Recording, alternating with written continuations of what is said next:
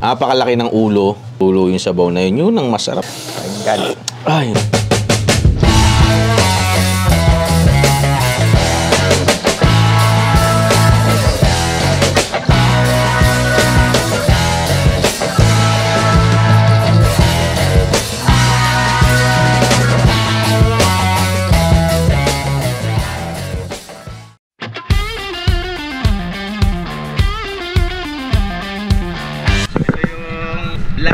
Kung saan mangunguha tayo ngayon ng ulang sa Masantol, bayan ng Masantol, no? Kasama natin, siyempre nasa likod natin si Harold, isa sa mga pinakamagagaling kumuha ng ulang. Now, bago tayo pumunta dun sa location, bili muna tayong diesel crudo, no? Ayan, siyempre sa likod natin Chef PJ, dito yung mga kakakay natin, siyempre.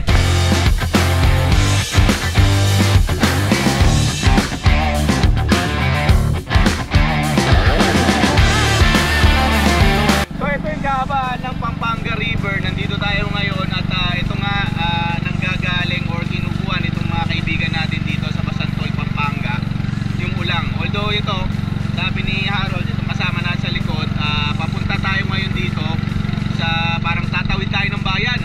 Ang unang tatawiran natin, Mayto, Bulacan na daw ang tawag. Ito, no, minto tayo dito sa Mayto. Ito tawag nila. Yung daw lugar na yon, yung area na yan na nakikita natin dito sa dalawa. O dyan sa kanan. Yan na yung Kalumpit. May sulaw. May sulaw, Kalumpit, Bulacan. Ayan ha, tingnan nyo. Ayan ang gagawin natin ngayon dito. Nag-swimming na sila. Hindi kayo makapag-swimming eh, no? Hindi natin alam yung mga gagawin eh. So ito yung first stop natin. Dito magta-try na kagad tayo kasama si Hector, syempre, na kumuha ng ulang. Okay, let's go. Ayan, hindi lang ako nakuha kanina sa camera, pero si Hector may niyari na kagad na isa rito. Inagis kay Chef PJ. Munting magtatatalon. Buntukin. Buntukin, no? Ulo, no? Buntukin, no? Kapampangan word na buntok, ha? Ulo. Ulo, buntukin daw. Yun, no? Oh. Ayan, ulang. Oh, ito yung ulang. Ayan, ha. Galing. Hindi natin dyan. Yes. Dito na lang. Sige, dito na. May inabot din sa aking biya. Ayun natin dito sa box natin. Ayun, nakadali ka agad, ha. Talagang ganon. Hindi ko kami makasabay. Pasensya na po. Talagang malalim daw po ito. Baka dito na matapos ang karir natin. Oh no! Ulang. Si Hector may daladalang ulang. Sino? Hector. Ayun, dalawa na. Dalawa na yung nahuli natin. Ayan, nilagyan lang namin yelo. Di ba natin lalagyan tubig to? Huwag na. Pwede rin. Pwede na, para mabuhay sila, no? Ay, dyan. Ayan, kunin natin yung ano. Yung pislet. Para buhay dito. Si Harold, tama? Oo. Harold. Kuya ko, Harold. Panganay sa inyo, no? Si Harold. So, tingnan nyo to, kanilang lagayan. Dito daw nilalagay ulang, tapos ilulubog natin sa tubig para sariwa, no? So ililipat ko siya ngayon dito. Improvise lang po ang gamit nila dito. Ang galing, no? Ganito ang buhay dito ng mga kaibigan natin. Ayun, ito yung may inaanak. May anak yan. Pag may anak, di natin babalik. Para dumami, no? Marami yan. Babalik natin yun. Yun, no? Balik ko na.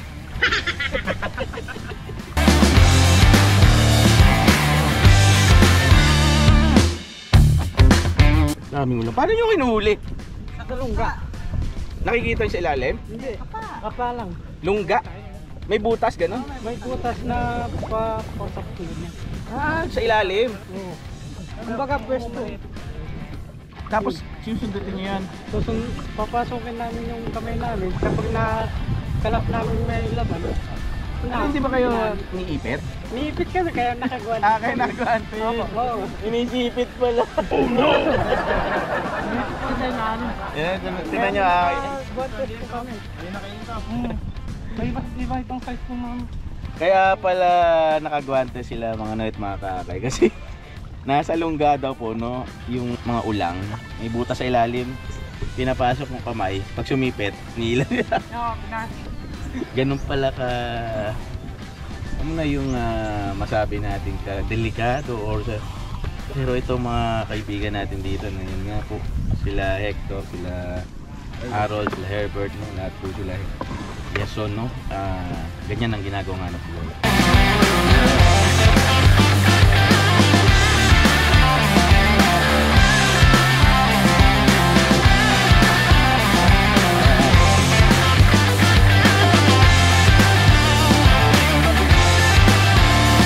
Mga kakay, umalis tayo dun sa pinagkukuhanan ng mga ulang kasi sabi nila ng mga kaibigan natin sila Harold, pupunta daw tayo dun sa baba nitong Pampanga River para isda naman ang babanatan natin ngayon. So ito yung nahuli natin after mga about 3 hours. Ito yung kinakakapahan nila kanina.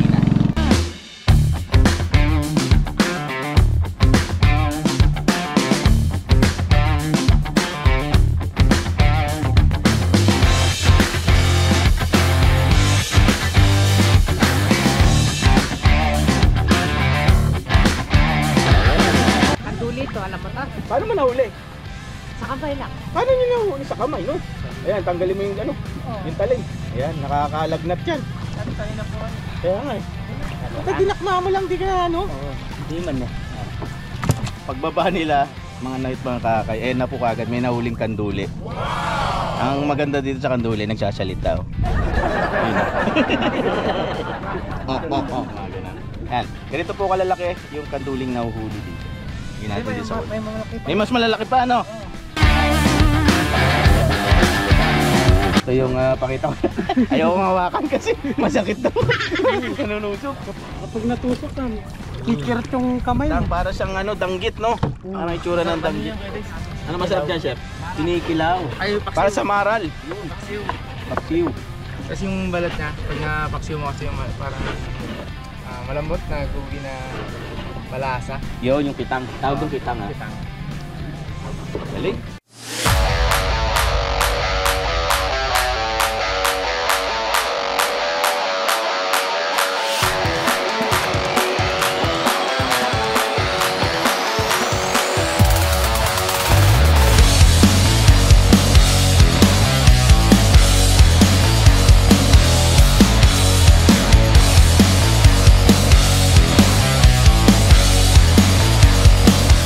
Biray mo na yan, fresh na fresh, oh. Ano yan?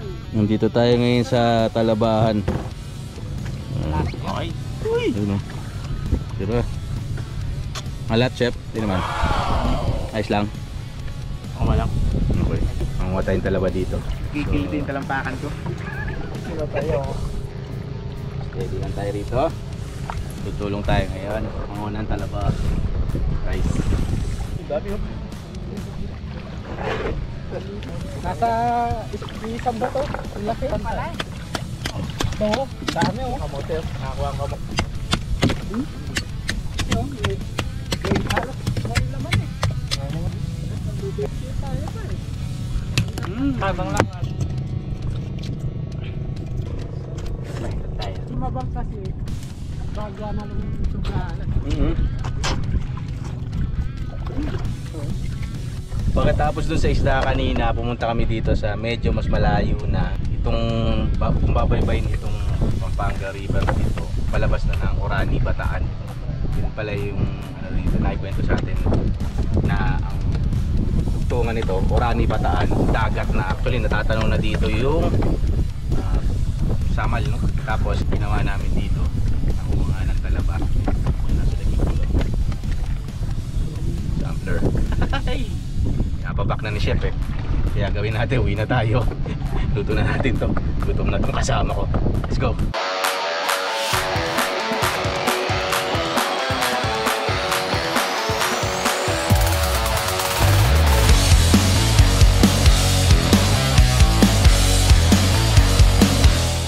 Chef, tinan mo to. Ano yun, kuya? Ito, ginawa ni nanay, no? Dinain niya? Oo, ang ilaw ng tahanan. Ni nanay, siyempre, ng Lopez family. Nandito nga tayo sa bahay nila. Pagkagaling natin doon kanina sa ilog, sa Pampanga River. Ito na, naiuwi na natin. Binigay ni nanay ito sa atin. Siya mismo nagdaing nito. Ito yung banak, chef. Anak. Ano? Iba yung amoy nung fresh na kuya. Tsaka iba yung pagkakaano, diba? Oo. Iba yung pagkakadaing niya. May pagkaisa niya, hindi yung masyadong mabantot, yung iba. Pero hindi ito luluto mo. Wala akong plastic, lalagay ko sa plastic to. Manata mo na yung ulang natin dyan. Oo, sige, Lex. Sige, sisigang tayo ngayon ng ulang, yung mga nahuli natin. Sosutay tayo ng garlic, onion. Hindi natin masyadong sosutay, mild lang. Ang purpose lang natin, ba't ko ginagawa ito is pinapalabas ko yung aroma ng garlic at saka ng onion. Ayan, nag-start na siya maging translucent. Lagyan natin kamatis.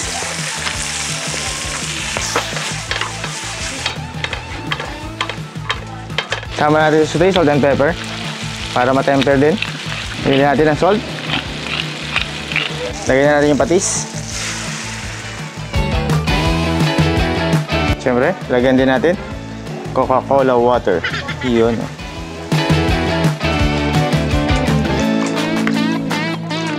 Takpan na natin, pakuluan natin. Pagkulo, lagyan natin ulang. Yan, parang kumukulo na. Yun, no? So, kumukulo na siya. Lagyan natin yung sili. Ayan, hiwa ko kasi gusto ko manghang. Paborito ng Fedex. Yan. Ito, yung nahuli natin ulang. Lagyan na natin. Yun. Kaya, pakuloy na natin na isa. Tapos lagyan na natin yung mga talbos. Yan, pakulo na siya. Lagyan na natin. Artificial na tamarind. Pampaasim natin. Yan, luto na ang ating ulang. Na sinigang. Lagyan na natin itong talbos natin.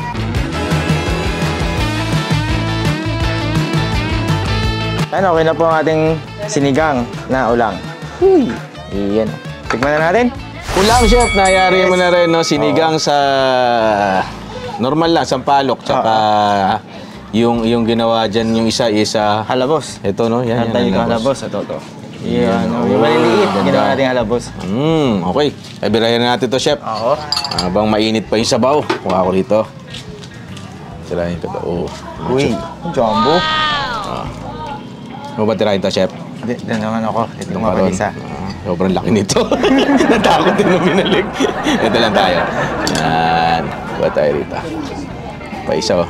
Isa-isa lang. Pwede na yan. Sabaw. Bango.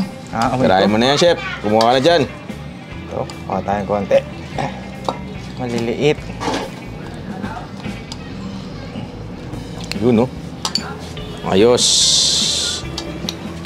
Yung ulang po sa English is, ano siya tawag dito? River prawns. River prawns. Ayan, nakakita niyo naman, mga sunog kami. Talagang kinuha natin to from the natural habitat nila. Hindi po ito, sabihin natin, ano chef, yung cultured, no? Yung nasa farm. Talagang nasa wild po ito. Ang magkakapatid na Lopez, ayan nga po sila Herbert, ayan, sila Harold, sila Harrison. No, chef? Dinadive. About 1 minute to 2 minutes sila nasa ilalim. Yung pong style pala doon is sa ilalim ng lupa na yun. Nung pagbaba nila, may mga lungga. Dudukutin doon, kumakapit to, iipitin sila, ilahin. Nakukuha tong mga to, ulang. Yan, hindi na natin tinangkang. Ang lalim po kasi. Oo, professional ano kasi. Professional eh. Baka mahirap na lahat tayong life vest na dala. Baka itanghal tayong itangal tayong history na lang pag nagkataon eh. Wag naman, di ba? Ayan, tikman natin. Sarap ng asim. Tama lang ko, Alex. Oo. Ganda, oh.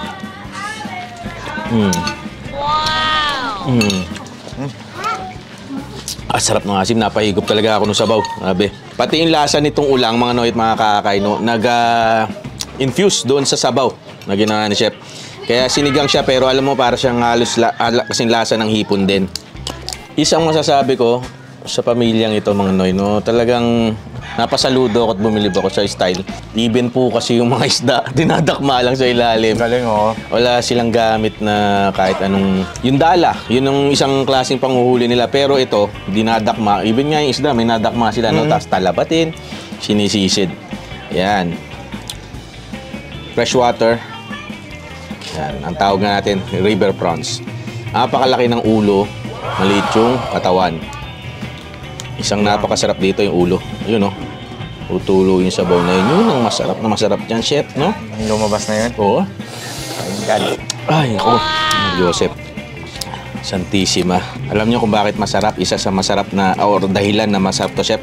Kakahuli lang, no? Yung freshness niya talaga. Buhay na buhay po. Kaya yung lasa niya ngayon, grabe. Laki ng ulo. Yung mga naiiwan na ano sa... Ayun, may ali-aligi yung ulo Oo. ko, Alex. Oh. Ako, sarap. Yan nga, oh.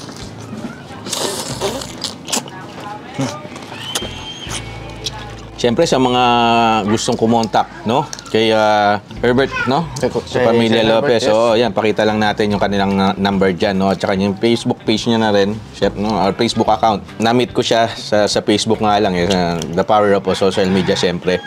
Tinulungan natin, no? Hindi natin pinabayaan na dahil actually, sabi niya, chef, naghanap siya ng magbablog nitong paano sila nanguhuli para siyempre mapakita din sa mga Pilipino na may negosyo ng ulang dito sa Bebe Anak, no? Masantol, Pampanga.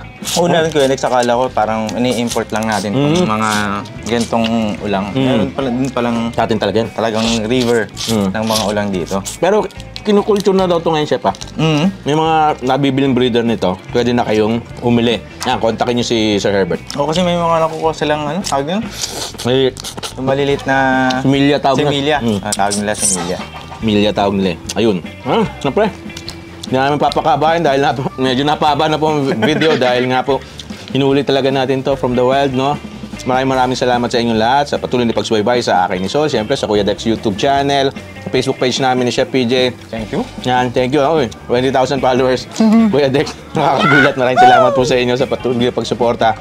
Nabuhay kayong lahat, siyempre. At maraming blessings saan dumating sa inyong buhay. Yan, siyempre gusto ko lang pasalamatan si Bap na Nestor, Chef, yung nag-drive sa atin. Nag-drive kanina, tsaka yung isang kasama natin, si Tatay, Fernando. Yan, no? Yun. Siyempre, kailangan natin talaga ng mga ano doon. Alam mo naman, di tayo marunong. Siya yung mga eksperto dyan, no? Mabuhay po kayong lahat. God bless you all. Siyempre, ako po ang inyong lingkod. Si Kuya Dex, kasama pa rin si Chef PJ. Sarap ng ulang. Bye.